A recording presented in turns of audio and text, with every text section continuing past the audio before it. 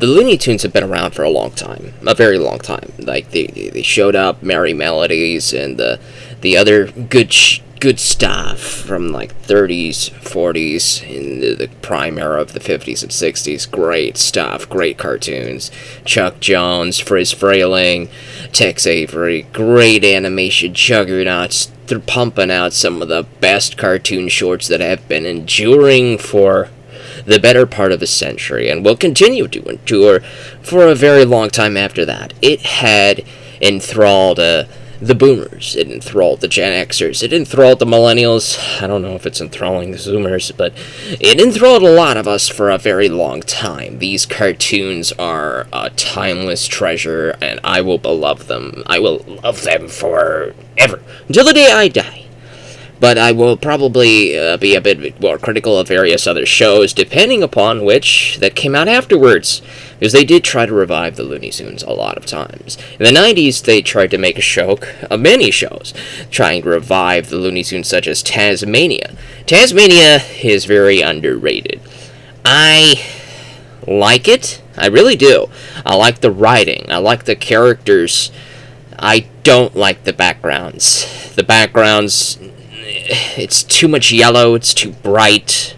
It's just, I need a little bit more variation to the color. I need some style, some shtick to it that changes it. Because when you try to binge Tasmania, like on this, you get a full disc of Tasmania episodes. I think it's like for 10 episodes, maybe a little bit more. But you get, when you're binging Tasmania and you see these same backgrounds, yellow skies, rain or shine, it dulls the eyes, it dulls the brain. You're hearing a lot of great dialogue.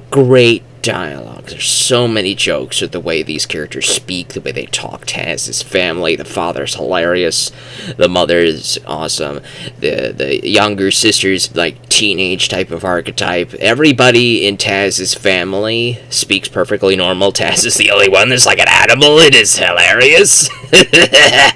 And all of the side characters are fantastic as well. The Platypus twins, I think that's Joe Alasky voicing both of them. I'm not exactly sure. They could be Rob Paulson. Both of them are fantastic voice actors.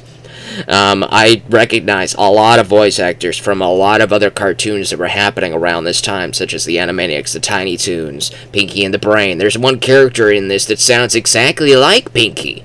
I think he was working with this other lizard man. They're two lizard people. They're trying to capture the Tasmanian devils to send them off to a zoo. And there's the smart guy, he's very small, and then there's the taller guy who sounds exactly like Pinky. This might have been the archetypal duo for Pinky and the Brain. I don't know if Animaniacs have been made yet. Tasmania might be a little bit older, I'm not exactly sure, I didn't research it all that much, but the characters and the jokes are very good. They're very well made. It's almost over dialogued for a show where Taz doesn't speak that much at all. Everybody else speaks more than enough for him, and the jokes are fantastic.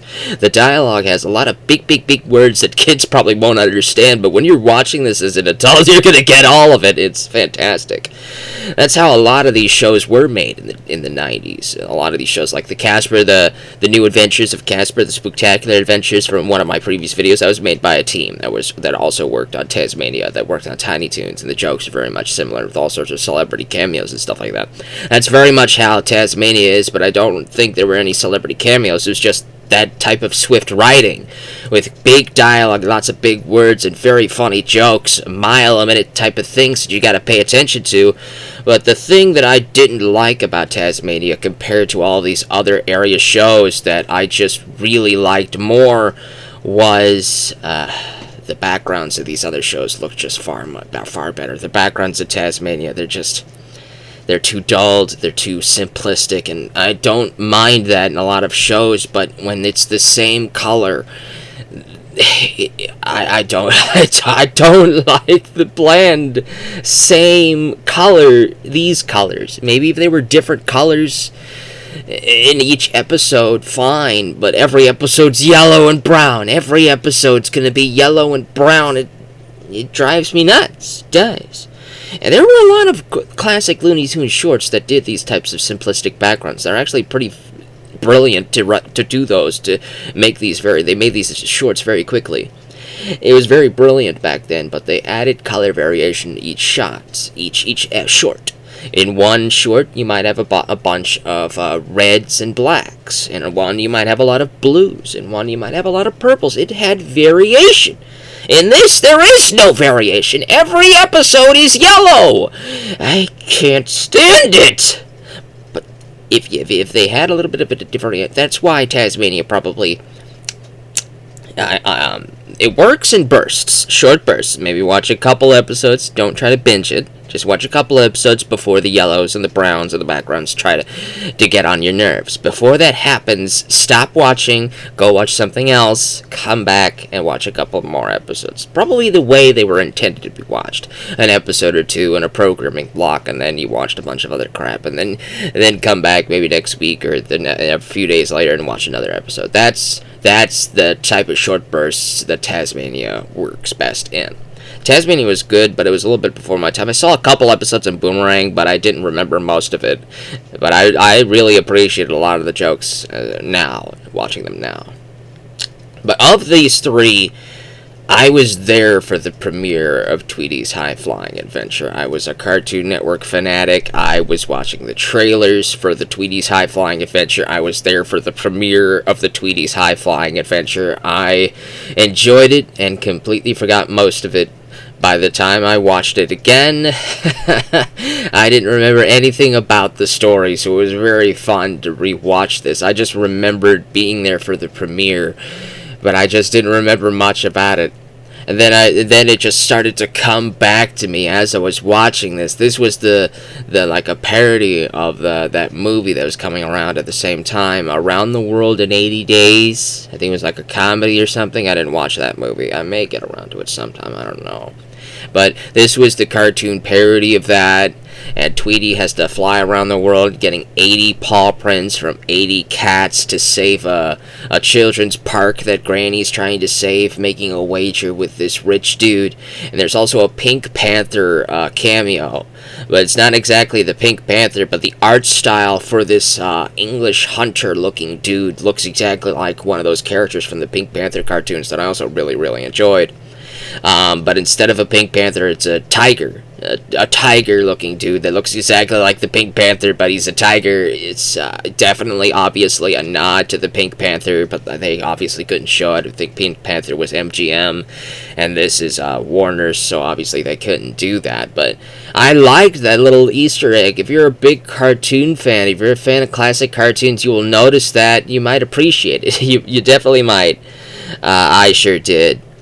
It was very fun. It was a very fun time. You get to see Tweety's girlfriend that we never see except for maybe one time in another special, I think, during this Looney Tunes show era.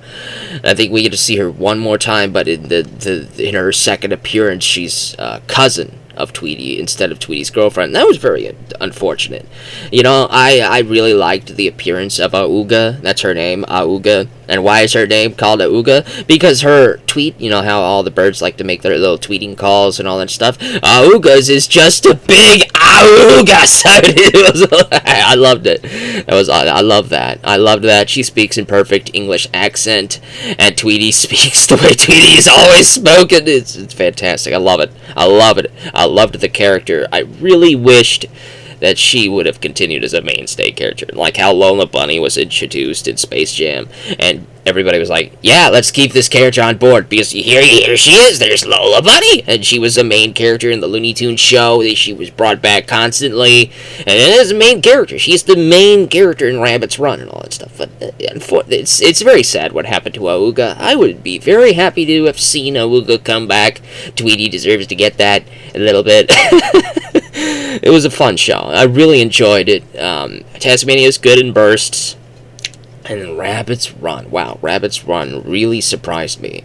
I completely skipped out on the Looney Tunes show. The Looney Tunes show came out during the 2010s, and I had stopped watching cable at this time. And the only thing I remembered about this show was that they nerfed characters like Yosemite Sam and Elmer Fudd. They took their guns away and they put them in blue-collar positions. Or Yosemite Sam was completely nerfed in all sorts of things, and the characters just didn't feel the same. And I kind of felt the same way watching Rabbit's Run for a couple characters. There's this one character that existed in like this one episode where he's an opera singer and Bugs becomes the conductor, Leopold, and he tries to mess with this guy, completely mess with him, and he's now this jewelry store clerk. And I didn't get it.